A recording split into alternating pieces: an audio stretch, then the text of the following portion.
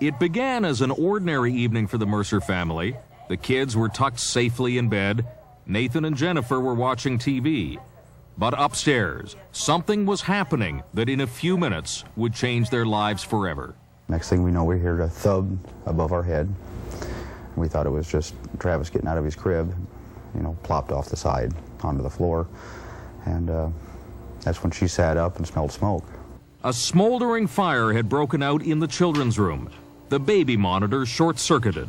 It burned for 19 minutes without tripping their smoke alarm. And then I immediately thought, got to get the kids out, there's a fire. Ran up the stairs, I stopped. And as I'm standing there, I hear a child screaming 2 rooms away from me. Nathan rushed the stairs trying to get to the children, but he just couldn't get through the thick smoke. And then he had an idea. Their house was a duplex. So I asked if I could, go through the wall and try to get to the kids. And I went upstairs and went through the wall and got to Travis and pulled him out. As Nathan was carrying out Travis, the fire department arrived. They found Bradley and managed to get him out. Although the fire burned for less than half an hour, the results were devastating. Both children had burns to more than 40% of their bodies. The prognosis did not look good. So they took us in to see him, and I couldn't even tell which child was which. They were that burned and distorted. For days, all the Mercers could do was stay in the hospital and offer what little comfort they could. The pain medications take the edge off, but they never, never, never make the pain go away. He just couldn't escape. He just had to take it. And then he would reach out to his parents, and his parents were helpless to change everything. After a few days, a faint ray of hope. The children were doing well enough to be taken off their ventilators. And for the first time in many days, Jennifer and Nathan went home. But within a couple of hours, they got a call. Bradley, their eldest, wasn't doing well. The reality just hit that this could be it. And it was very, very depressing. And then that night, he just deteriorated. After a while, he closed his eyes like he was resting, and then we all got real quiet because we thought he was sleeping. And he'd open his eyes back up and look at everybody again, like he was trying to memorize us. And he died that night? Very early Saturday morning. Were you with him? Yes. That has to be the most difficult thing a parent ever faces. It was the hardest 8 hours. Sitting there watching your child die. Nathan and Jennifer buried Bradley on January 29th, 1993. But their story doesn't end there. They still had one son in critical care at the hospital, and they still had a lot of questions about what happened. Why didn't their smoke detector warn them that there was a fire in their children's room? The night of the fire, it did not sound until after we had taken the kids out. No alarm for 19 minutes. So while Travis was recovering, the Mercers decided to get some help, get some legal help. Jim Fetterly. They called in Jim Fetterly, a Minneapolis lawyer who specializes in fire-related litigation.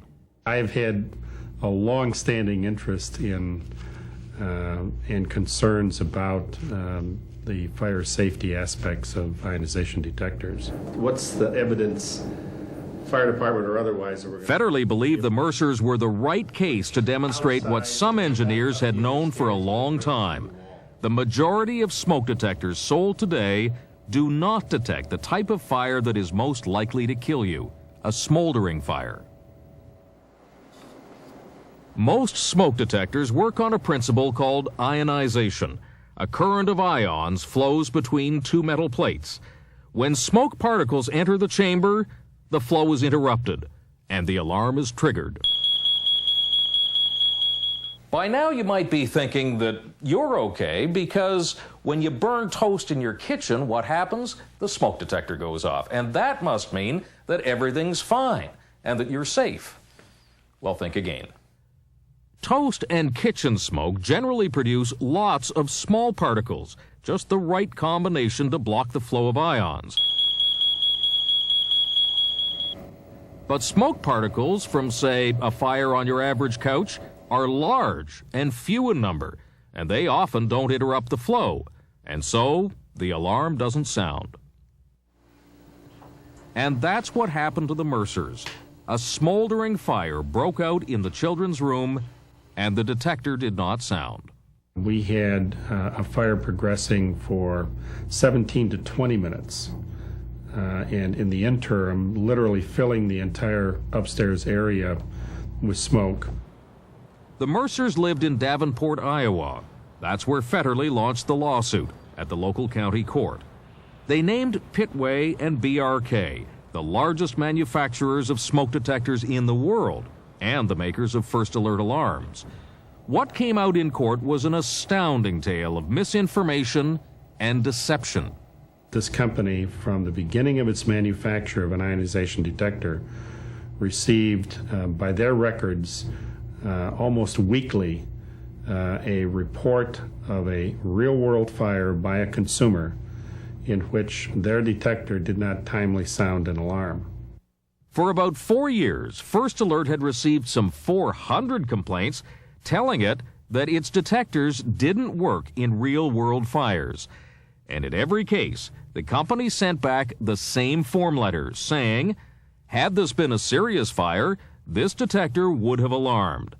But according to Fetterly, in not one of the 400 cases did First Alert bother to test the detectors in a real fire situation. He says the company knew that its detectors were not fully protecting people from smoldering fires. And it is this very type of fire that this company knew this detector was incapable of responding to. Judge David Schoenthaler agreed. He found that First Alert did more than ignore the problems with its detectors. It actually covered them up. In the judge's decision, he concluded that even though First Alert, or BRK, knew that their 83R model of detectors were flawed, despite that knowledge, BRK failed to disclose the known limitations of the detector to the consumers. And the judge went on to say, a smoke detector that sounds approximately 19 minutes after smoke reached its sensing chamber is like an airbag that does not deploy until 19 minutes after a car accident. On May 27, 1998, the judge found the manufacturers guilty and awarded the Mercers nearly $20 million. The decision is currently under appeal. Nate, how is Travis doing right now? The Mercer case helped raise public awareness in the United States about the flaws of ionization smoke detectors, but so far, no case in Canada has surfaced that serves the same ends. So just how reliable are Canadian detectors? The Mercer case was in the United States, but what about Canada? How reliable are smoke detectors sold in this country? When our investigation continues. We've just seen the Mercer family tragedy. They lost a son and have another one scarred for life after their smoke detector failed to warn them of a fire. Now, the judge in that case concluded that the company that made the smoke detector had plenty of evidence that it would not work in a smoldering fire, and that it decided not to warn the public. He's progressing wonderfully since we've left the hospital. The Mercer case isn't the only legal battle the makers of First Alert are fighting in the United States. A class action suit was just launched in Illinois that could be worth $500 million. There's also another case in St. Louis. In July of this year, a jury awarded Timothy and Mary Gordon $50 million because 2 of their children died when their First Alert detector failed to warn them of a fire. And though the money being handed out is impressive, the information being revealed in these trials is even more interesting. There may be other reasons that your detector won't save your life. It all started with a phone call. Lawyers for the couple in St. Louis started getting anonymous calls from a former employee of First Alert hinting that they were on the right track. Eventually, the lawyers traced the man and took him to this motel and videotaped this deposition from him. I do. David Minnis was an engineering technician who worked for First Alert for 13 years. He claimed the company rigged their alarms to pass safety checks. All smoke alarms are tested in the United States by Underwriters Laboratories. In the late 1980s, First Alert detectors were failing those tests. Their horns were rusting and not making any noise. Minnis testified that First Alert asked for a retest. This time I was to put 1 drop of contact lubricant on each of the horn contacts. Minnis claimed that he was told to take the alarms that were going to be tested and put a drop of oil on each of the horns. Well, that stopped the rusting, but only on the detectors being sent to Underwriters Laboratories, not on the ones being sold to the public. And when Minnis complained, if I wanted to keep my job, I was to shut up and do as I was told. He specifically said those words, you can recall? Minnis also testified that First Alert interfered with smoke detector testing in Canada. Again, in the late 1980s, First Alert detectors were being failed by our testing agency, Underwriters Laboratories of Canada. That they, in fact, were sending units up there knowingly that were not to the sensitivity limits of Underwriters Laboratories of Canada. So many First Alert alarms failed, according to the Minnis deposition, that our federal government was on the verge of issuing a recall. He says instead of fixing the problem, but I suggested that we question the way that the fire tests are being conducted. So what happened as a result of your suggestion? They redid the tests, and enough units passed to cloud the issue. And what was our government doing while all this was going on? Well, we asked, but they wouldn't tell us. And so we filed a request under the Access to Information Act. And what we discovered was that the government was well aware of the First Alert failures. And despite the fact that selling detectors that couldn't pass the ULC standards was against the law, the government and First Alert would only agree to a partial recall to those detectors that were in the warehouse, not the ones that are in your home. Why? Well, they thought that a full recall would simply cost the company too much money. In fact, it seemed to be tough to get straight answers from anyone about your alarms. And so W5 decided to conduct our own tests on the detectors in Canadian homes. Do they really work? First, we surveyed hardware chains right across the country, made a list of most detectors being sold, and then, following clear instructions set out by a testing lab, we went out to buy 11 different models of detectors representing the 2 major manufacturers, First Alert and North American Detectors. Microprofile, Fire Sentry. We bought 3 of each, sealed 1 of each model in a box as a control group. The others were shipped to one of the world's leading testing labs for smoke detectors. That lab is located here at Texas A&M University, just north of Houston. It's run by this man, Dr. Don Russell, a PhD in electrical engineering, the Associate Vice Chancellor of the Engineering Department at the university, and one of the world's leading experts on smoke detectors. The public believes that by buying a common smoke detector off the shelf, that before their house was filled with smoke, that detector would sound and give them a warning. I think they believe that. That's not what will happen. It is absolutely not what will happen. There's 2 of each on each one. In order to ensure that the tests were done properly, we also flew in another leading expert on smoke detectors to observe the testing. The Chief Fire Marshal of Boston, Joseph Fleming. She woke up, sat up in bed, smoke was down on the floor. Fleming sees smoke detector problems from the perspective of a man who has stood on the fire line. He also advises the Consumer Product Safety Commission in the United States on standards for smoke alarms. We have had cases, in an extreme example of a high-rise where the smoke traveled several floors, where they needed masks and they could not see their hand in front of their face. That's how thick the smoke was, and yet the ionization detectors on those floors were not operating.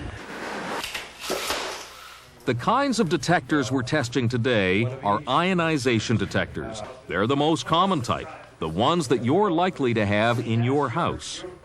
First, Russell's lab assistants mount the detectors on the ceiling of the test house.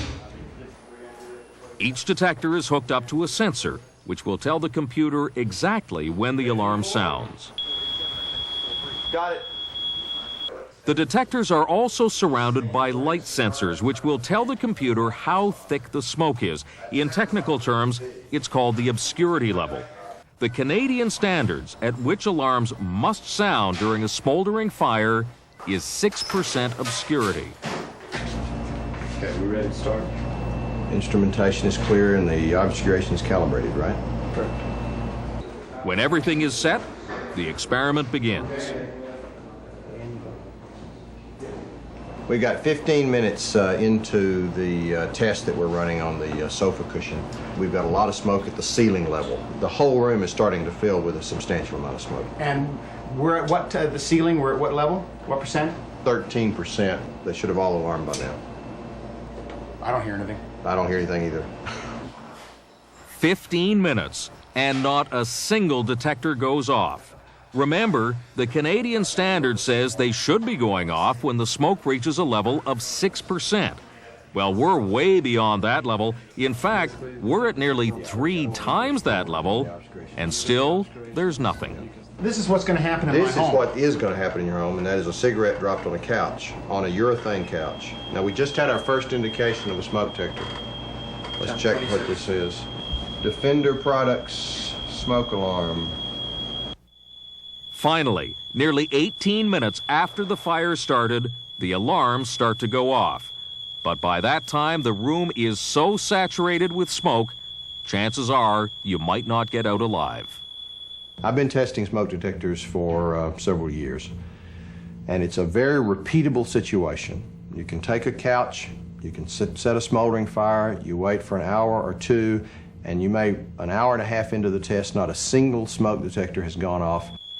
11 detectors, all sitting within 15 feet of a smoldering fire, and not one of them passed the basic standard set out by our national testing agencies. Just to make sure, we run the tests 3 more times. During one test, smoke pours off the burning couch for more than an hour and 20 minutes. Here's what finally triggers all the alarms. Of the 4 complete tests that we ran, here are the results. In 3 out of 4 tests, there was a 100% failure rate. We wanted to talk to First Alert about the performance of ionization detectors. We wanted to talk to them about the Mercer case. But in spite of repeated requests, First Alert refused to do an on-camera interview with W5. They did give us a letter in which they stated, "Our products have helped save thousands of lives and millions of dollars worth of property." We also tried to talk with North American detectors. They also declined an interview. Instead, they sent us a letter saying that their detectors were, in their words, excellent products. Since the manufacturers wouldn't talk with us, we went to Washington to speak with a senior government scientist, Dick Bukowski, one of the world's leading experts on ionization technology. Our fire death rate in the United States has declined by 50% over the last 25 years. More than 90% of the smoke detectors out there are ionization type. So that would seem to indicate that they're doing a pretty good job in most cases. Bukowski performed some of the original studies on smoke detectors in the mid-1970s. But even he believes that it's time to have another look at ionization technology. And since questions have been raised, we really need to examine that. So this is why we want to redo the tests and sort of find out for sure whether anything has changed. But the funding for redoing that study is currently caught in a merry-go-round of requests and refusals in the United States Congress. And while that circus continues, your safety is left as a game of chance. A game that Travis Mercer and his family lost. Travis Mercer is now 8 years old. There, we got a hungry one. And while Travis's life has returned to some semblance of normality, the Mercers will never be the same.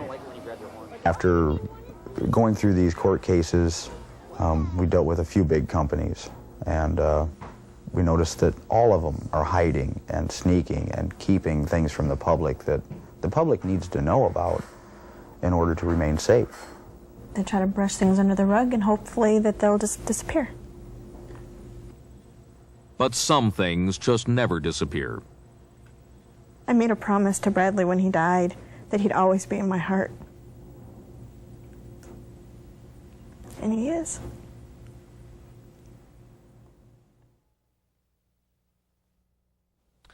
When we return, the results of our tests and one of Canada's senior fire chiefs. The results now of W5's independent testing of smoke detectors. Of the 11 major brands and models sold in Canada, not one of them passed all the tests. In 3 out of 4 smoldering fires, no alarm sounded at the level required by the federal government. That's a 75% failure rate, even for the best ones. 3 detectors, the Code 1 Model 2000 and the FireX, both made by Sunbeam, and the Fire Sentry, made by a smaller company called Kitty, failed all of our tests. 3 models of First Alert detectors and 1 Family Guard smoke detector, all brands made by Sunbeam, failed 3 out of 4 tests. And smoke alarms made by North American detectors under the American Sensor, Defender, and Garrison brand names also failed 75% of our tests. And joining me now is Don Warden. He is the president of the Canadian Association of Fire Chiefs. And Chief Warden, your reaction? Well, Tom, W5's investigation has certainly put a different light onto the smoke detectors issues in the country. Although I must say at this time I've never been aware of any incidents in Canada that have happened in the States. Hopefully we never are. It's tragic that something had to happen to that degree to bring problems in the industry to light. I think somewhere we have to ask the question of why do they pass at the testing laboratories, yet when they get out into the field and a test is done, that they don't work the way they're supposed to work when they pass the test. Sorry, Chief, go ahead. I definitely think that we have to look very seriously at the ionization type of a detector. Obviously, when they first came out, they did an excellent job, but as time changes, obviously something changes in the manufacturing of the products that we're using or whatever, and that should also be done on a regular basis with any type of technology. Is this the sort of thing, Chief, that you think that there should be some new sort of testing, and if so, by whom? Yes, I think any product that is dealing with the public safety should be tested by an independent third-party testing agency. Now, one of the things that we noticed in the production of this story, and one thing that perhaps you'd want to talk about too, is people tonight wondering, well, what should I do with my ionization detectors that are in the home? If I have now doubts as to whether they're going to work or not, what would be your best advice from a safety point of view for Canadians tonight? What should they do? Please go out and replace them immediately with the photoelectric type smoke detector. It's crucial that people still have that type of protection in their home. Photoelectric detectors definitely do work. Please replace your ionization ones until this dilemma is resolved. And presumably, in the meantime, don't, whatever you do, disconnect the detectors that you do have, because they can do some good. I presume that would be your advice as well. Yes, for sure, Tom. Please, until you get the new one, do not take the batteries out of the ones that you currently have. Chief Don Warden, thanks very much for being with us tonight, and we'll be right back.